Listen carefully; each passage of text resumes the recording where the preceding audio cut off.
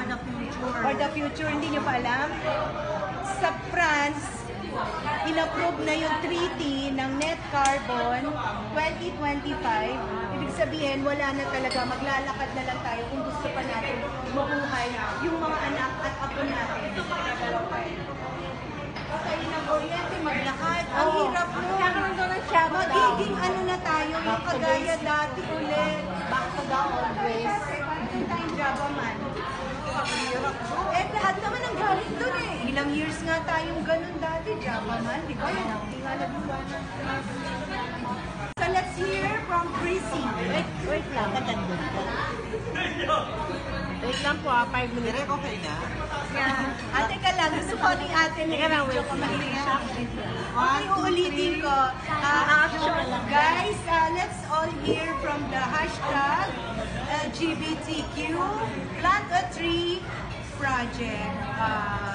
The advocate is Miss Chrissy Calalang, aka Catriona Gray of Philippines.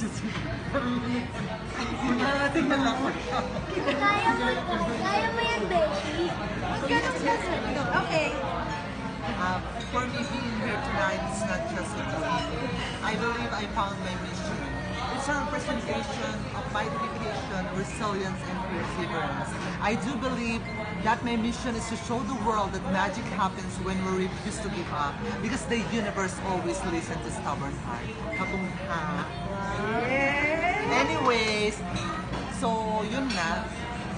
From Zinzino to Aim Global, from Aim Global to Zinzino, and until now nandito na kami sa Green Choice.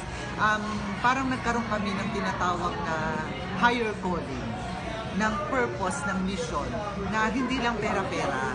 Kung bakit kami nandito ngayon, hindi lang para sa produkto, kasi ayaw na namin ng magbudol ng tao. Ayaw na namin yung magpaasa ng tao. So, sabi ni Apsi Karina, it's about time for us na makabawi. It's about time for us na makatulong naman, wag ng pera-pera. So, itong advocacy namin na plant a tree from one movement, sobrang blessing to sa amin. Kasi, magkakaroon kami ng or magkakaroon tayo ng purpose kung bakit natin to gagawin. So itong Green Choice ang nagbigay ng opportunity, ang Green Choice ang nag-open ng door para sa mas maraming tao, para makapag-share ng message, para makapag-send ng stories, and at the same time para magkaroon ng value ang bawat isa. Dahil kapag ito nag-materialize, lahat ng tao naman makakinabang at the same time. Kaya nung sinabi ni Apsi Karina na ang goal niya makatulong, so sabi ko sa kanya, Apsi, whatever you doing, count me on board.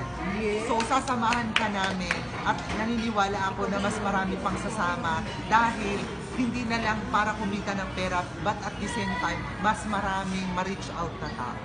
Yun yung pinaka-purpose kung bakit ginagawa talaga namin. Yun na, thank you. Global? From Global to Zinzino, at until now nandito na kami sa Green Choice. Parang nagkaroon kami ng higher goal, ng purpose, ng mission, na hindi lang pera-pera. Kung bakit kami nandito ngayon, hindi lang para sa produkto, kasi ayaw na namin ng magbudol ng tao. Ayaw na namin yung magpaasa ng tao.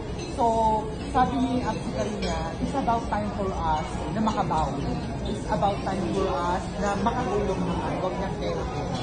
So, itong advocacy namin na plant a tree from one movement, sobrang blessing to sa amin. Kasi, magkakaroon kami ng or magkakaroon tayo ng purpose kung bakit natin ito gagawin. So itong Green Choice ang nagbigay ng opportunity, ang Green Choice ang nag-open ng door para sa mas maraming tao, para makapag-share ng message, para makapag-send ng stories, and at the same time para magkaroon ng value. Miss Universe advocate. She's the Catriona Gray of Philippines. She won in Thailand as Miss Catriona.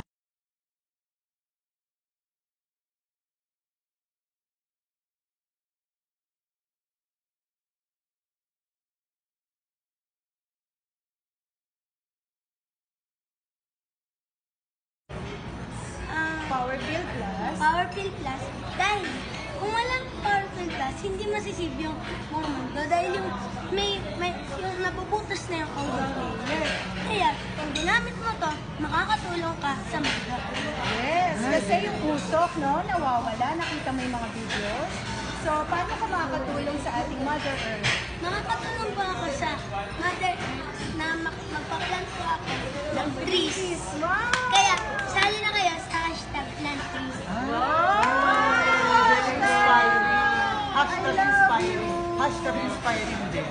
Hashtag inspiring king. Okay? So guys, ang maganda ngayon, hindi na tayo by companies, hindi na tayo maghihiwa-hiwalay dahil magkakaiba tayong kumpanya, magkakaiba tayo ng kulay. Pula siya, dilaw ako, blue siya. And because of this company, magbubuklod ang bawat networking, magbubuklod ang bawat industriya para makabuo ng bagong ekonomiya. At mapuno natin yung 1 million tree na itatanim natin sa Sierra Madre ang nagiging cause na pagbaha ng climate change. Okay? So, anong gagawin natin? Magtatanim po tayo. It's either sumama kayo at meron naman pong taga-tanim, mga taga-one movement, kami po yun. Pwede po lang kayo mag-donate kahit 5 pesos sa sweldo ninyo. Kahit 10 pesos, depende sa blessing nyo na natatanggap.